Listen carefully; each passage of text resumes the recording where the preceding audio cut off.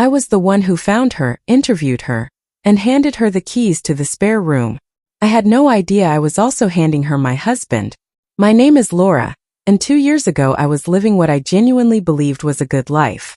Not a perfect life, nobody has one of those, but a solid, real, comfortable life that I had worked hard to build. I had a job I was proud of, a home I loved, and a husband named Daniel who I had been with for 7 years. We met in our late 20s, got married after 3 years of dating, and settled into the kind of life that looks exactly right from the outside. A nice apartment in a decent neighborhood, a shared routine, weekend plans, inside jokes that only we understood. The ordinary things that add up to something you call a marriage. Daniel worked in finance. Long hours, unpredictable schedule, the kind of job that sounds impressive at dinner parties, but means you spend a lot of evenings alone on the couch waiting for someone who comes home too tired to talk. I worked as a graphic designer, mostly from home, which meant I was the one who kept everything running, the groceries, the appointments, the small daily logistics of two lives lived together. I didn't resent it, not really. It was just how things had settled, and I told myself that was normal. The money issue started about 18 months into our marriage. Daniel's company went through a restructuring, and while he kept his job, his bonus that year was a fraction of what we had planned around. At the same time, our rent went up, and suddenly the budget that had felt comfortable felt very tight. We had conversations about it, the kind that start practical and end with a low-level tension that nobody names out loud. We needed to do something, and we needed to do it without turning our lives completely upside down. It was my idea to rent out the spare room. We had a second bedroom that we used mostly for storage and the occasional guest. And it occurred to me one evening that we were essentially sitting on extra income we weren't using. Daniel was hesitant at first. He liked his space, liked the privacy, and the idea of sharing our home with a stranger made him uncomfortable. But I laid out the numbers, and the numbers made sense, and eventually he agreed. Looking back, I think about that conversation a lot. I think about the fact that I was the one who pushed for it. I was careful about the process. I posted the listing myself, screened the responses, and set up interviews with the candidates I thought were most suitable. I was looking for someone quiet, responsible, employed, someone who would pay on time and keep to themselves. I spoke to several people before I met Megan. She was 28, worked as a nurse at a hospital across the city, had good references and a calm, easy manner that put me immediately at ease. She was tidy, she said. Early hours, often tired after shifts, not someone who threw parties or had people over constantly. She seemed, in every practical sense, exactly what we were looking for. I liked her. I want to be honest about that because I think it matters. I genuinely liked her from the first conversation. She was warm and straightforward, and she laughed at something I said during the interview, and it felt like talking to someone I could actually get along with. I called Daniel that evening and told him I had found the right person. He asked a few questions, said she sounded fine, and told me to go ahead. He didn't even meet her before she moved in. I thought nothing of it at the time. Megan moved in on a Saturday in early spring, and within a few weeks she had settled into our home so naturally that it sometimes felt like she had always been there. She was exactly as she had described herself. Quiet, considerate, clean, easy to be around. We would have coffee together some mornings when our schedules aligned, and she would occasionally join Daniel and me for dinner if she happened to be home. She was never intrusive, never loud, never anything other than pleasant. I was genuinely glad I had chosen her. The first 6 months were completely unremarkable. The extra income made a real difference, the tension around money eased, and life settled back into its regular shape. If anything, having Megan there made things feel a little lighter. She was good company. Daniel seemed more relaxed too, and I put that down to the financial pressure lifting.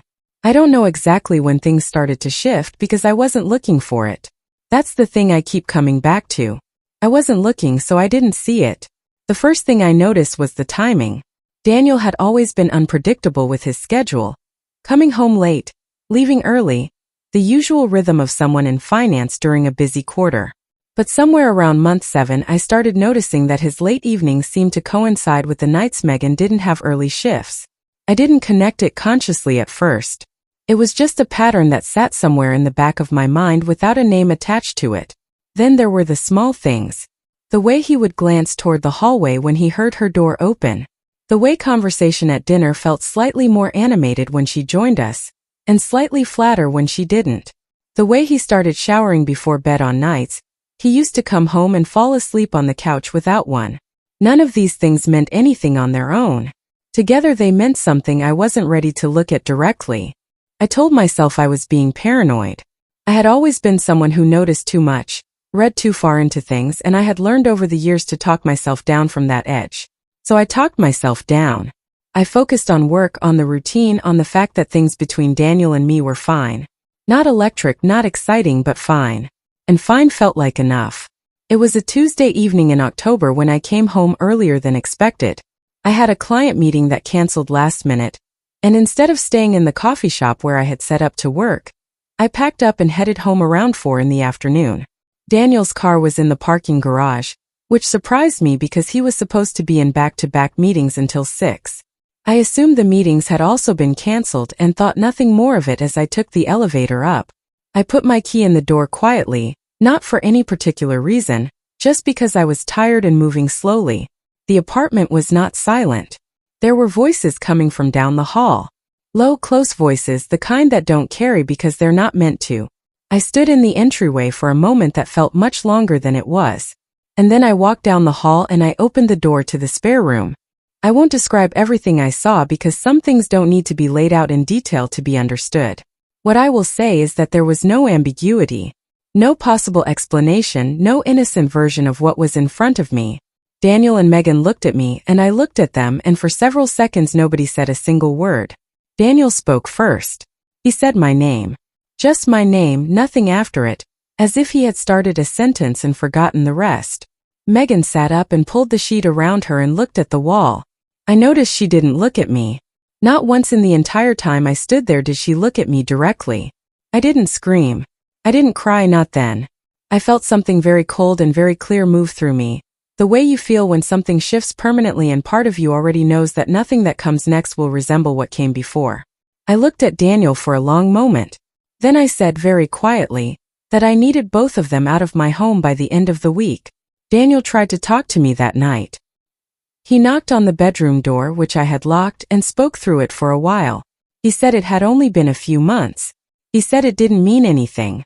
He said he was sorry, and then he said it again, and the repetition made it worse somehow, made it feel smaller than it already was. I didn't respond. I lay on my side of the bed and listened to him talk until he stopped, and then I listened to the silence after. What I found out over the following days, through a conversation I forced myself to have with Megan before she left, was that it had started around month 4. Not month 7, not recently. Month 4.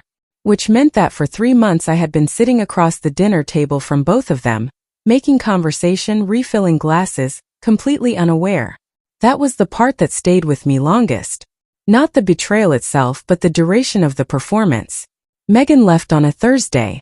She packed her things into 2 large bags and a box, and I stood in the kitchen while she moved back and forth to her car. Before she left, she stopped in the doorway of the kitchen and said she was sorry. I looked at her and I said that sorry wasn't something I needed from her. She nodded and left. Daniel moved out that weekend. He asked twice if we could talk properly, and both times I told him there was nothing left to say that would change the outcome. He took his clothes, his laptop, some books, and the coffee machine he had always been particular about. He left the apartment keys on the kitchen counter without being asked. 3 weeks later, a mutual friend mentioned casually that Daniel and Megan were living together. I was standing in a supermarket when I heard that. I had a basket in my hand with pasta and olive oil and a bunch of flowers I had picked up because they were on sale and they were yellow, and I had felt like having something yellow in the apartment. I stood there for a moment, basket in hand, yellow flowers and all, and then I put one foot in front of the other and walked to the checkout. That evening I called my sister, told her everything, and booked a flight to visit her for 2 weeks. She picked me up from the airport, took one look at me and said absolutely nothing. She just put her arms around me in the arrivals hall and held on. That was the right thing. That was exactly the right thing.